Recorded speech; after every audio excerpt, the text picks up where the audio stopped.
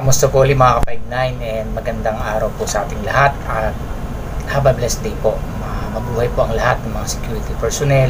Ingat po lagi tayo sa ating mga trabaho, lalo po sa ating mga duties and responsibilities. Higit po nating dapat ibigay yung best po natin sa pagtatrabaho bilang tagapangalaga kung saan tayong client na nandun.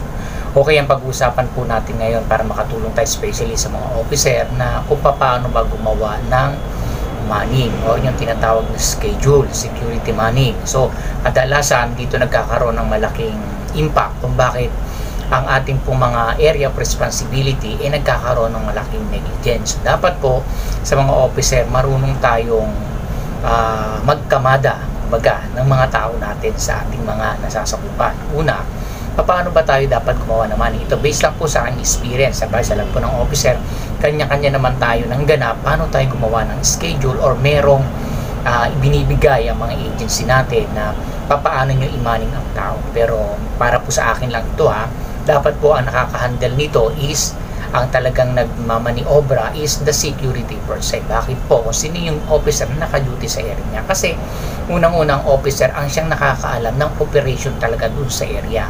Ang agency, hindi ganun kalalim ang pagkakaalam nila doon sa Kumbaga, they have to supervise. Kung may mga dapat i-correct. Pero kung alam nilang ito'y makakatulong, which is proven na, dapat hindi na binabago. Diba? So, ganito. Una, kailangan sa paggagawa ng manning natin, titingnan po natin muna kung nasaan talaga ang puso ng trabaho. Ibig sabihin po, saan ba yung maraming transaction? Saan ba talaga nagkakaroon ng maraming mga tayong bisitang dumarating, yung transaction sa mga trabaho, kailan ba nangyari sa gabi ba yan o sa araw? Ngayon kung sa araw, syempre most, sa araw yan talaga. Madalang talaga sa mga company na ang transaction sa gabi, unless na lang yan ay mga call center yan. Pero talaga ngayon, most sa pang-araw. So titingnan natin kung saan yung talagang ang daming pwedeng magkaroon ng problema kapag ang ating manning hindi akma doon sa operation na mangyayari. So, paano po yun? So, ang gagawin po natin, sa akin po, ginagawa ko po ito, kaya tested ko na po talaga for how many years in my experience po, is talagang proven talaga siya. So, una, ang chinecheck po natin dapat dyan is yung mga tao natin. Siyempre, alam naman natin yung kanilang mga kahinaan, yung kalakasan nila, yung mga sharp learner, yan, diba? May mga slow learner, ganyan po, hindi po may iwasan po yan. Given po talaga, human nature po yan. Ngayon, ang titingnan natin dyan, ang dapat natin gawin, i-analyze natin sino ba yung po pwede sa ganito, yung mga post, especially yung mga crucial na mga post, like mga entrance po natin, tapos may mga money involved, like yung mga pay parking natin. Tingnan ninyo, kasi maraming security personnel na mahuhusay sila, pero kanya-kanya sila ng bill. So baga, kanya-kanya sila ng kalakasan kung saan sila pwede. Pero hindi naman ibig sabihin na wag na, kumbaga hindi pa panahon. So dapat tinitrain talaga ng maigi yan.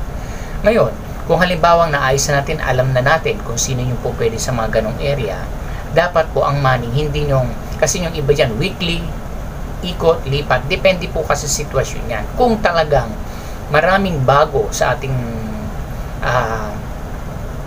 detachment, kailangan dyan, tingnan natin sino yung pwedeng ilagay dun sa mga area talaga na dapat ma-work out ng maigi yung transaction. Kasi kung iikutin mo lang yan, pag-base ka sa manning, ito, kunyari, 10 yung tao natin sa araw, 5 sa gabi, yung 10 na yun, bahala kung sino po ka, ilagay ka na lang dyan kasi kailangan magtanong, hindi po Kailangan sinasabi nga, para sa akin po ang manning kasi guidelines lang po yan.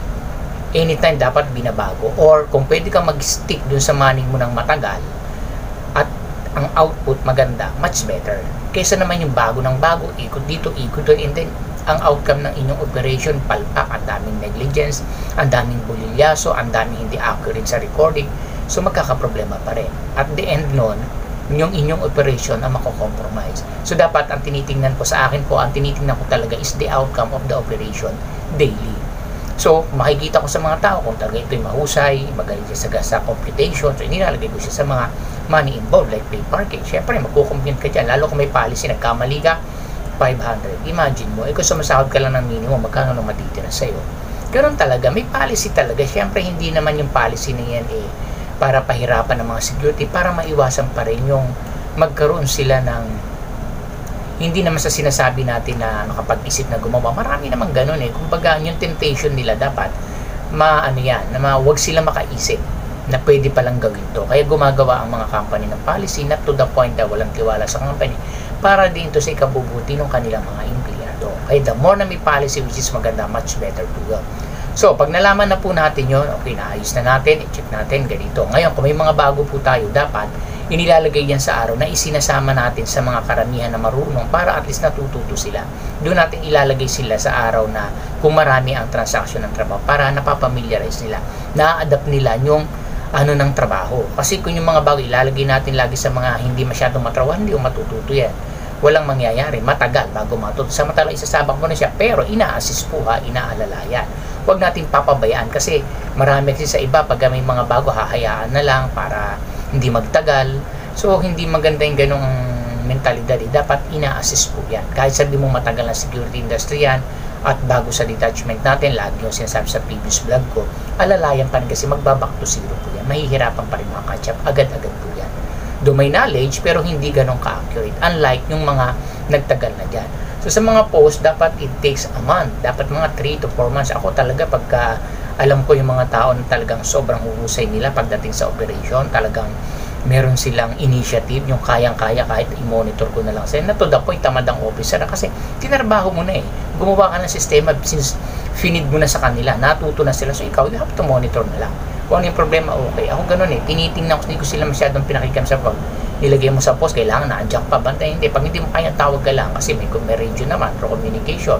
So makikita mo yung tao kasi, yung ating mga security person na nagkakaroon sila ng na sarili nila, paano sila magkaroon ng decision making, not to the point, pababayin trabaho. Pag alam, sabi nga, pag hindi nyo na kaya, at talagang may benefits of the doubt kayo, or may big way kayo na naisip, huwag nyong gawin. Humingi kayo ng tulong. Pasok yan sa GO number 9, ay kung sinasabi, di ba? Kaya ngayon GO number 9, gas-gas na yun, like kung sinasabi na, to hold the superior officer in any case not covered by instruction. If ever mga hindi mo alam, tawag agad, baka yan.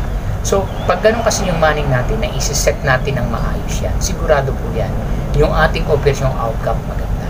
Huwag tayong mag-base sa okay lang, weekly ikot, sunod, eto na naman ito, dapat kinakausap din natin. Hindi pwedeng ikot tayo ng ikot kasi mako-compromise yan yung trabaho natin.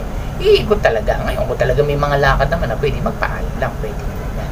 Hindi nyo, kasi iba dyan, ipinupul blast talaga yung kanilang schedule na within 1 month. Ito yung palitan, ito magkakaproblema kasi pag nilagay mo yan dyan at hindi natin mapiperfect, sabi nga ang money walang perfect yan, anytime pwedeng mabago yan everyday. Siyempre pag nakamani, isa dyan ang hindi pumasok kahit may relief ka, mababago yung setup ng money. Ngayon, kung nilagay mo yan sa gabi at kinabukasan pala dapat mapang-araw siya, so, magkakaproblema, sabihin niya, sir, nilagay niyo ako sa ganito, may lakad ako ng ganito, tapos ganyan. So, pangahawakan kasi nila. So, dapat pag ako, sa akin lang po itong pananaw sa experience ko din, hindi ako naglalagay talaga ng schedule ng weekly. Talagang daily yan. Sa guard mounting, doon nila malalaman kung anong post sila.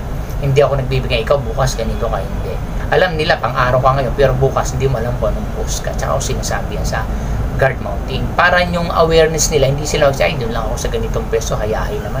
Magpupuyat ako mamayang gabi para bukas madali lang naman trabaho ko, ikot-ikot lang ako So, kung isipin saan kaya ako bukas, baka doon ako sa reception area ako ma-assign, sobrang daming tao, hindi pwedeng ganito, kailangan ganito. So, yun.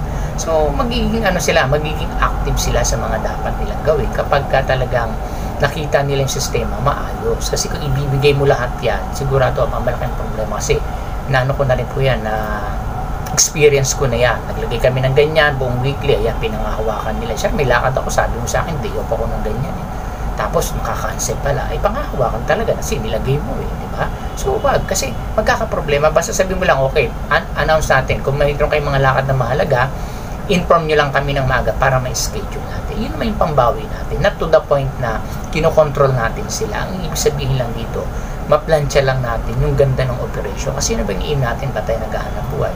Siyempre, para ibigay natin yung best natin at the same time, kumita tayo ng tulutan, hindi tayo mawala ng trabaho. Hindi yung, ang daming mong yakit sa trabaho, naghahanap buhay ka. Kung ganyan, gumawa ka ng sariling negosyo. Sabi nga, pag nagnegosyo ka ng sarili mo, kailangan mas matindi pa bilang empleyado ka Kasi kung 8 hours, 12 hours ka lang nagtatrabaho, baka pag may sarili kang negosyo, 2 hours ka na lang matutulog. Ganun po talaga sa simula, di ba? So, pag mahusik kang empleyado, pag lumabas ka na dyan, sigurado, magiging successful ka sa buhay. So, yun ang ibig sabihin po, kailangan yung money kamada natin ng maayos. So wag nyo, pagganda ng manning nila, ikot dito, ikot doon. Pero tingnan man yung resulta based dun sa record nila, palpak. Diba? Kasi nga, meron kang inilagay dyan na hindi naman talaga qualified. So nangyari, nabulilya, so nagbahit yung guard mo. Natanggal yung guard mo. So responsibility ng officer yan. Bakit natatanggal yung guard mo na hindi naman dapat? Kasi may kulang kang ginagawa. So dapat ang mga officer maging matatas kayo. Hindi para sabihin na wala kang tiwala, hindi pa panahon. Sabihin natin, hindi ka pa panahon yan. May time pa. Kumbaga hindi ka pa hinog. Kumbaga sa prutas, di ba? Pagka nasanay ka na at marunong ka na, makakawalan ka na natin dyan. So ganun, aral muna. Di ba? So kaya nga, at saka isa pa, ito pa, susunod natin gagawin na dapat sa manning natin, walang bata-bata system. Kasi iba dyan, siyempre, ang mga detachment officer niyan, pagka may mga malapit sa kanya, ilalagay na lang sa ganito, pag nagsabi, ganyan, meron pa yan minsan, di open, or mag-absent, kinabukas sa pag-i-straighten para makabawi. So dapat hindi gano'n. Ipakita natin, ilalagay natin ng manning natin, yung talagang naandun yung accuracy. Na hindi to the point, kaibigan mo yan, ikaw nagpasok dyan, kakilala mo yan, kapatid ng kumpare mo yan. Hindi dapat gano'n, dapat be professional. Tingnan mo yung capacity niya, kung kaya niya, papakitik din. Ngayon, pag talaga na may struggle pa na kailangan pang matuto, ilagay mo natin sa mga area na hindi muna medyo hindi ganun ka ano ang trabaho na pwedeng i-assist anytime since hindi ganun kadali. So yan po. So dapat po maintindihan po natin yung about sa pagmamaning, malagang aspeto po ito ng mga trabaho ng mga security officer na sa ganun po higit po mapagtibay yung kahusayan, mapanatili yung safety and security kung saan po tayo naka-assign. Dahil po ang magmaman po dyan is yung mga guard natin na naka-duty. May maraming pong salamat and God bless po sa atin.